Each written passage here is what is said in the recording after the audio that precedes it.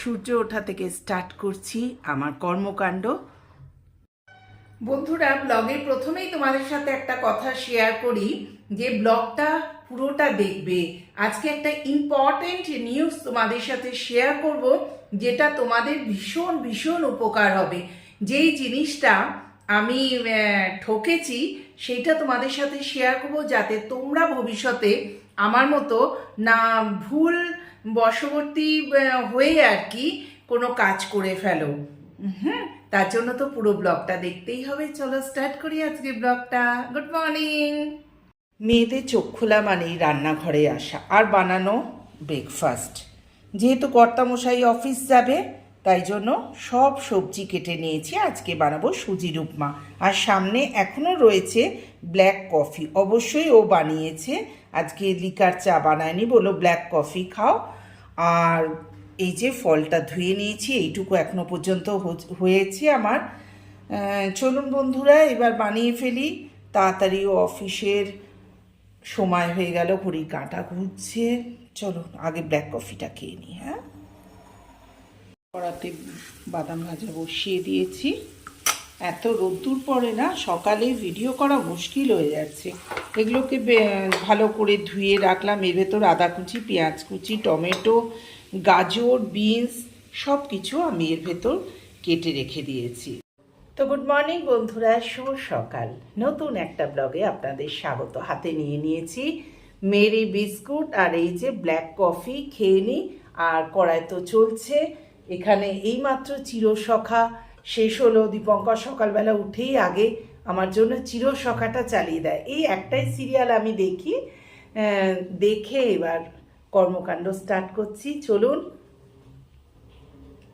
সঙ্গে থাকবেন, আমাকে ছেড়ে যাবেন না, কারণ 2026 সালটা কিন্তু আপনাদের সাথে নতুনভাবে হাত ধরল কাবেরী। চলুন, বাদামগুলো ভাজা হয়ে গেছে, সবজিগুলোকে ভাজতে দিয়ে দিলাম। সবজিগুলো ভেজে নিয়ে তার উপর সুজি দিয়ে দিলাম, একটু রঙের জন্য একটু হলুদ দিয়ে দিলাম। আজকে আমি ওপরে কারি পাতা না দিয়ে আমি দিলাম ধনে পাতা আর ভেজে রাখা বাদাম। তো কেমন লাগলো বন্ধুরা? দেখুন, আমার ব্রেকফাস্ট সুজির উপমা, সবজি উপমা রেডি হয়ে গেল। ঠিক সময় দীপঙ্করে ব্রেকফাস্টটা দিয়ে দিলাম। এই যে আপেল কেটে দিলাম আর উপমাটা হয়ে গেল। ঘড়িতে কটা বাজে দেখো, 9টা বাজতে 5, ও 9:15 বেরোয়। তো যাক, মোটামুটি ডান। এবার আমি চলো সবজি কেটে রেখে দিই মাসি আসার আগে। এই সব কাজগুলো ছোটোখাটো করে রেখে তারপর ফোন নিয়ে নিজে ব্রেকফাস্ট নিয়ে বসবো। বেশি সবজি কাটার জিনিস ছিল না, তাই জন্য ঝটপট হয়ে গেল। দীপঙ্কর এখনও জামা পরছে, অফিস যায়নি। দেখুন, একটু মূলোর শাক কেটে রেখেছি, আর এইখানে ফুলকপি, আলু, এখানে পটল ভাজা, আর এখানে এইরকম সাইজে বেগুন পেয়েছি। এখানে আমাদের বেগুন সেরম ভালো বড় বড় যেরম শীতকালে কলকাতায় পাওয়া যায় না, সেরম পাওয়া যায় না। বলি না, কলকাতার অনেক কিছুই মিস করি। সবই পাওয়া যায় কিন্তু সেরকম নয়। যাই হোক, যেটা আছে সেটা দিয়ে আজকে কাজ চালাই। দুটো বেগুন আছে, টমেটো নিয়েছি, পেঁয়াজ কুচিয়ে রেখেছি। আপনারা নিশ্চয়ই বুঝতে পারছেন আজকে বেগুন পোড়া করব, আর সঙ্গে বানাবো আর একটা ডাল। সেই কাজ করে চলে গেল। এবার দেখো বন্ধুরা, আমার মাইক্রোওভেনে সব ব্রেকফাস্টটা গরম হচ্ছে, কারণ আমি একটু গরম না করে খেতে পারি না, ঠান্ডা হয়ে যায় না সব কিছু। দেখো আমার এর ভেতর কি কি গরম হচ্ছে।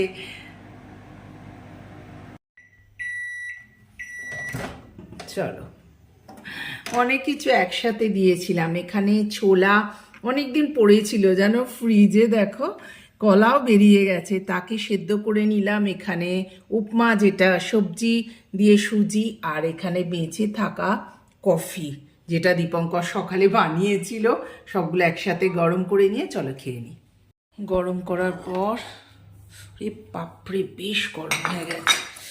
ওফ, যাই হোক, এ দেখো ছোলাটা খেতে তো ভীষণ ভালোবাসি। কোথায় ফ্রিজের কোণে পড়েছিল, দু একটা এমনি মিশিয়ে নিচ্ছি সুজির সাথে, আর এটা বাদবাকিটা চামচে করে খেয়ে নেবো। দারুণ লাগে বলো। চলো এবার ব্রেকফাস্টটা করে নিই। এখন ঘড়িতে বাজে 11টা, বেশ দেরি হয়ে গেছে, কিন্তু কি করব বলো, মাসির সামনে ব্রেকফাস্ট খেতে আমার সেরম ভালো লাগে না। যেদিন মাসিকে দিই বিশেষ কিছু, সেই দিন মাসির সামনেই খেয়ে নিই, মাসিকেও দিই। কারণ মাসি হচ্ছে রোজ আমার কাছে ব্রেকফাস্ট খায় না।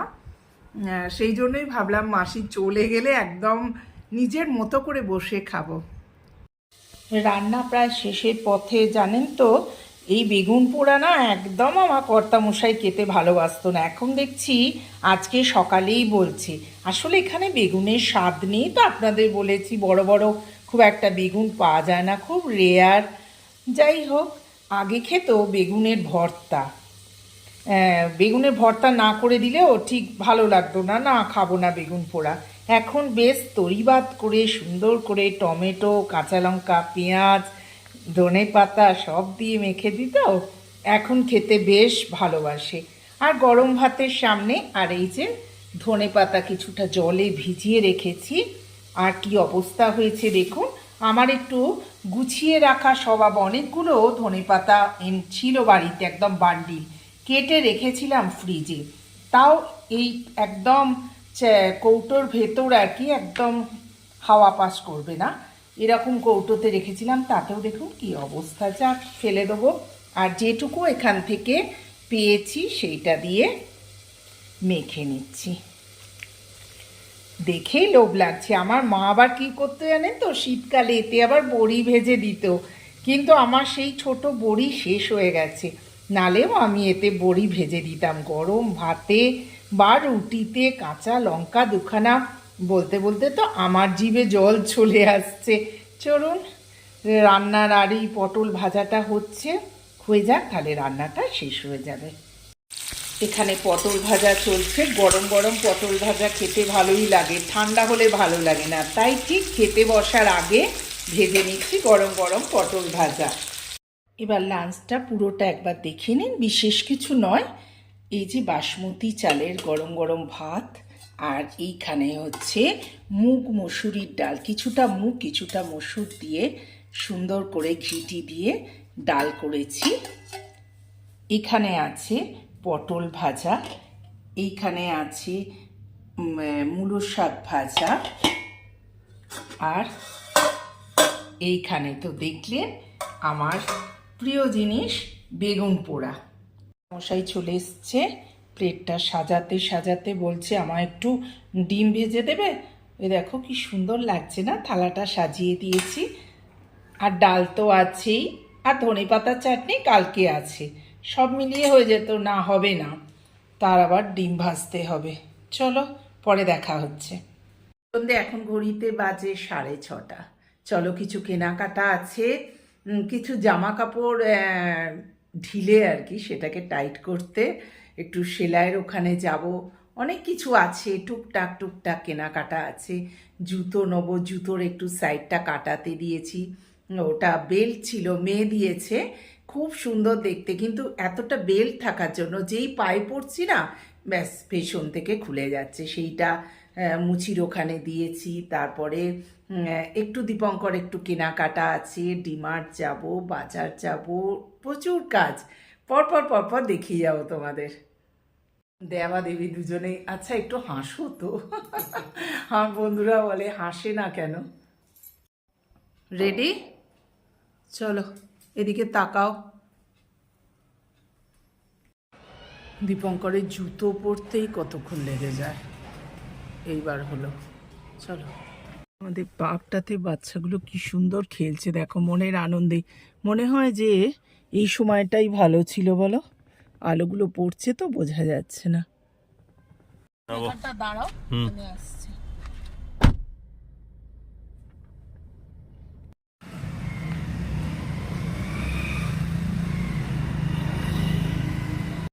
এখান থেকে কাজল কিনে নিয়ে চলো, ওই গাড়ি আছে, ওই দোকানটাতে কিছু কেনাকাটা আছে, করে নিয়ে তারপর যাব বাইরে।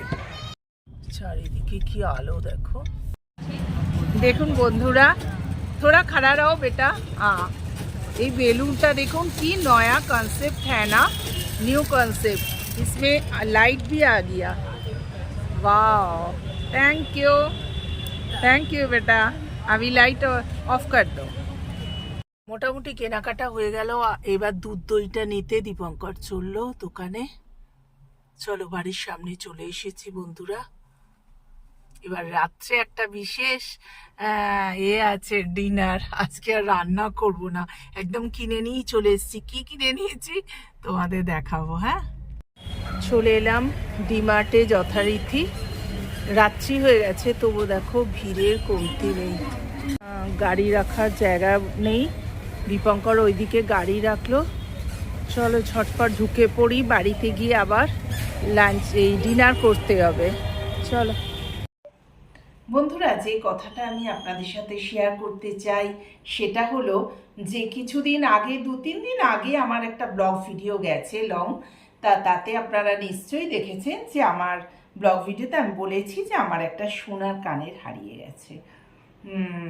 ভাগ্যক্রমে সেই দিনই বেলাতে আমি ফেসবুকে আসে না সব ছোট ছোট ক্লিপগুলো, তাতে একজন রিলস বানিয়েছে।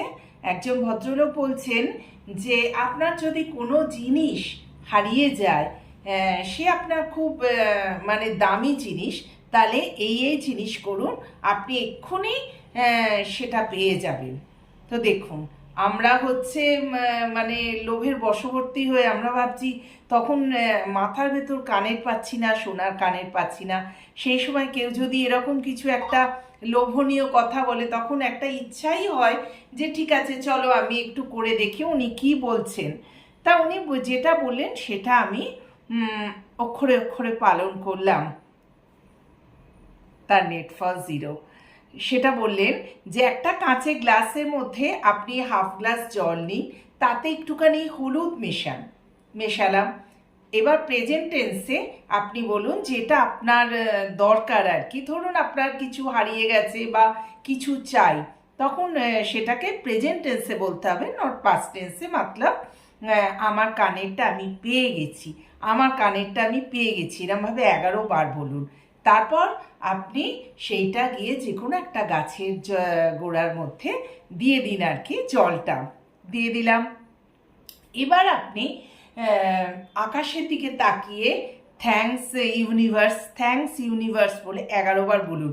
দেখুন, আমার মতো মেয়ে সেও কিন্তু এই কাজটা করে ফেললো। যে মানে সত্যি, এটা যদি সত্যি হয়, আমি আমার সোনার কানেরটা যদি পেয়ে যাই। আমি এতটাই বোকা বনে গেলুম যে তখন মানে মাথার কাজ করছে না। 2 দিন আগে যেটা হারিয়েছি সেটা পাওয়ার লোভে এই রিলসগুলো দেখে না, মানে কি বলবো, একদম মানে বোকা বনে গেলুম। আপনারা সত্যি প্লিজ এরম বোকা বনবেন না। যেমন আজকাল অনেকেই দিচ্ছে, আপনি আপনার মনের কথা তেজ পাতার ভেতর লিখে সেইটা আপনি জ্বালিয়ে দিন বা বাইরে ফেলে দিন, তাতে আপনার উপকার হবে। এইসব রিলসে প্রচুর প্রচুর ভিউ হচ্ছে। মানে সত্যি আমি নিজে বোকা বনেছি, তাই আপনাদের বলছি বন্ধুরা, আপনারা আমার ফ্যামিলি, যেহেতু আপনারা একদম এইসব মধ্যে মানে কথা কানে নেবেন না। আমি আপনাদের সাবধান করি, কিন্তু নিজেই কিন্তু একদম টোটালি বোকা বনে গেলাম। এই কথাটাই বলার ছিল আপনাদের। কিছু তো হলো না, কানের তো পেলাম না, উল্টে নিজে করে পরে নিজে ভাবছি যে আমি এত শিক্ষিত হয়ে এইসব বিশ্বাস করে আবার সেটা শেয়ারও করেছি। মানে ওনাদের ভিউয়ের পর ভিউ হচ্ছে, রিলসে প্রচুর কিছু ওদের লাভবান হচ্ছেন ওরা এইসব জিনিস বলে বলে, আর সেটা ক্যাচ করছি কিন্তু আমরাই। আমাদের মতো যারা শিক্ষিত মানুষজন তারাই কিন্তু বোকা বনে যাচ্ছি। তো প্লিজ আপনারা কিন্তু আমার মতো বোকা বনে যাবেন না। চলুন, নিয়ে চলে এসেছি দই বড়া, আর দেখো কি এনেছি। আজকে ডিনারটা দেখো, রাজকচুরি চাট। তো বন্ধুরা এখানেই রাখছি। ব্লগটা ভালো লাগলে do like, share and subscribe my channel. তাড়াতাড়ি খেয়ে নিই, চলো আর লোভ সামলাতে পারছি না। টাটা।